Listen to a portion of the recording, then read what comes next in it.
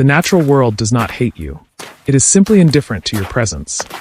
But there is a different kind of cold, a human cold, that is far more dangerous. It's the coldness of a pen stroke on a ledger in an office thousands of miles away. It is the logic of exploitation, where human lives are viewed as raw material for empires and companies. In the early 1920s and 30s, two groups of people were handed a death sentence by men they had never met. One was a 23-year-old native woman named Ada Blackjack, standing on a wind-scoured beach in the Arctic. The other was a group of 7 workers, including a woman 8 months pregnant, left on a volcanic rock in the middle of the Indian Ocean. They were told their stay would be short. They were promised they were safe. None of it was true. This is the story of what happens when the modern world breaks its promises, and the only thing left between a person and the grave is relentless, exhausting persistence.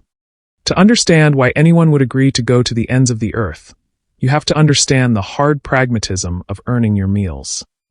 In 1921, Ada Blackjack was a woman trapped by the math of survival. Born on Alaska's Seward Peninsula, she had been raised by Methodist missionaries who taught her English and housekeeping, the skills intended to make her useful in a white town. But they didn't teach her the old ways, how to hunt, how to trap, or how to read the language of the ice. Her life was already a series of scars. Her father had died when she was a child. Her marriage to a hunter named Jack Blackjack was a nightmare of violence and abandonment. Of her 3 children, 2 were already dead. The last, Bennett, was dying of tuberculosis. Ada didn't sign onto an Arctic expedition for adventure. She signed on for $50 a month, a miracle sum that could buy her son a future. Halfway across the world, in the French port of Brittany, the motivation was the same: the familiar magnet of wages and the less familiar weight of desperation. A French company called La Langouste Française, the French lobster, had found a gold mine on St. Paul Island. It was a storm-rimmed speck of rock in the southern Indian Ocean that crawled with spiny lobster. The company's owners, the Bossier brothers, saw the island as a line item on a profit sheet. In March 1930, as the lobster season ended, the company decided they needed a guard crew to stay through the winter. They needed someone to protect the machinery and ensure the island didn't reclaim what humans had bolted to it. 7 people volunteered. 6 men and a woman named Louise, who was 8 months pregnant. They were promised a resupply ship in 3 months. Ada Blackjack was told she would be one of many native families on her expedition. Both were lies. On the day of departure, the other families never showed up for Ada. And on St. Paul, the workers were left with a radio none of them knew how to use. The ships pulled away. The horizon closed. The countdown began. Wrangler Island was a place of month-long darkness and killing cold. Vilhjalmur Stephenson, the explorer who planned the trip, called it the friendly Arctic. It was a slogan designed to sell an investment, but the reality was a verdict of ice. Ada was the only woman among 4 young men: Alan Crawford, Fred Maurer, Milton Gall, and Lorne Knight. Knight was confident in his survival skills, a confidence that the source notes can be either useful or fatal. From the start, the boundaries were clear. Ada worked constantly, cooking, cleaning, and using the one skill the missionaries had given her that actually mattered: sewing. In the Arctic, a seam isn't decoration, it's survival. She turned skins into clothing that held warmth against a world that wanted to steal it. But as the weeks turned into months, isolation began to make its own weather. Ada was homesick, weeping for the son she left behind. The men, young and untrained in compassion, didn't understand her grief. They teased her. They distrusted her. When she was too distraught to work, Lorne Knight tied her to a flagpole to humiliate her. It was a demonstration of power in a place where no one was watching. On St. Paul Island, the isolation was just as sharp.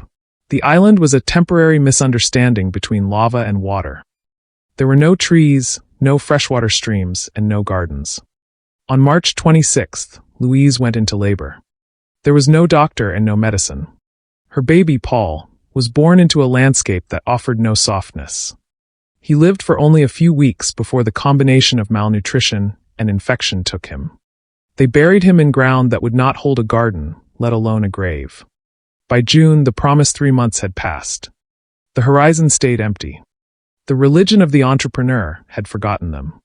By 1922, the first betrayal of the outside world was complete. The relief ships for both expeditions had failed to arrive. On Wrangler Island, the teddy bear was turned back by brutal ice. On St. Paul, the Great Depression was rearranging the world, and the workers on the rock became an obligation to be honored if convenient. Then came the disease of old voyages and wooden ships, scurvy. Scurvy is not a dramatic plague. It is a slow and methodical failure of the body's connective tissue. It begins with irritability and fatigue. Then the gums swell and soften. Teeth loosen. Joints ache with a pain that makes sleep impossible. The only cure was fresh meat or vegetables, but the canned meat provided by the companies was chemically barren. On St. Paul, a man named Emmanuel was the first to go. His legs turned yellow and swollen. He died without ceremony. Then Francois died in August. Then Victor, Louise's husband, succumbed.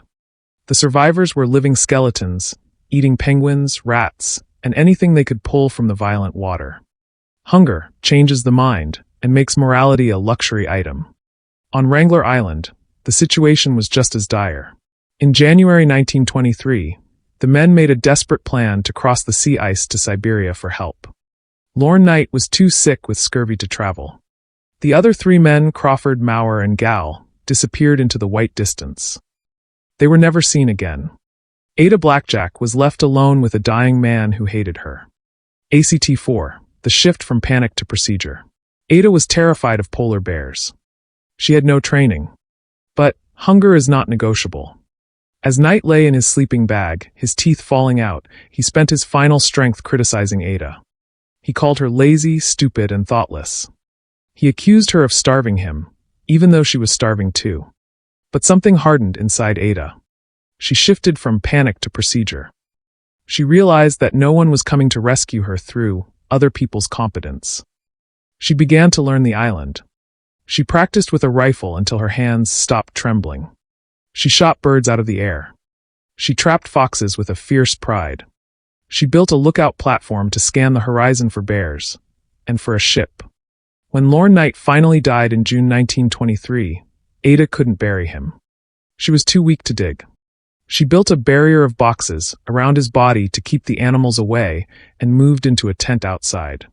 She was alone with a kitten named Vic, the last small witness to 2 years of misjudgment. She was no longer a seamstress. She had become the authority of the island. In August 1923, a ship finally appeared in the fog of Wrangler Island. Ada ran for the beach, expecting to see her companions. Instead, she found a stranger. When she realized she was the only one left alive, her strength finally broke through the shell she'd built. On St. Paul Island, the rescue ship arrived 10 months late in December 1930. The rescuers found 3 survivors who couldn't even speak. They pointed instead toward the makeshift graves. But the logic of exploitation didn't stop with the rescue. Ada Blackjack returned to a world that wanted to use her. They called her a female Robinson Crusoe. But then came the uglier turn. Because she was a poor indigenous woman, she was accused of letting Lorne Knight starve. She spent years defending her honor, while others profited from the tale more than she did. She never got rich. She just wanted to save her son. Bennett lived to adulthood, but the shadow of illness never left him. On St. Paul, the tragedy was followed by a scandal. The company brought in more workers, 40 of whom died of another deficiency disease, beriberi. In 1937, a court finally ordered compensation for Louise. The company went bankrupt. The money was never paid. Louise received what the island had always offered: survival and then abandonment in a different form. If you strip these stories to their bones, they are not about adventure. They are about what it means to be reduced to a handful of people staring at an empty horizon. The ocean is dangerous and the Arctic is cold, but the deadliest force was the office decision made in comfort that resupply could wait. Ada Blackjack died in 1983 at the age of 85. Her grave says, "Heroine of the Wrangler Island expedition." When asked how she survived, she didn't talk about flags or empires. She spoke about her son. In the world's most brutal places, love can be a tool as real as a rifle. It keeps your hands moving when the mind tells you to lie down and die. St. Paul and Wrangler Island are uninhabited today. The factory ruins and the wind-scoured beaches are thin acknowledgments, that these people existed. Remembering them is the only small defiance we have left against a world that is perfectly content to watch you fall.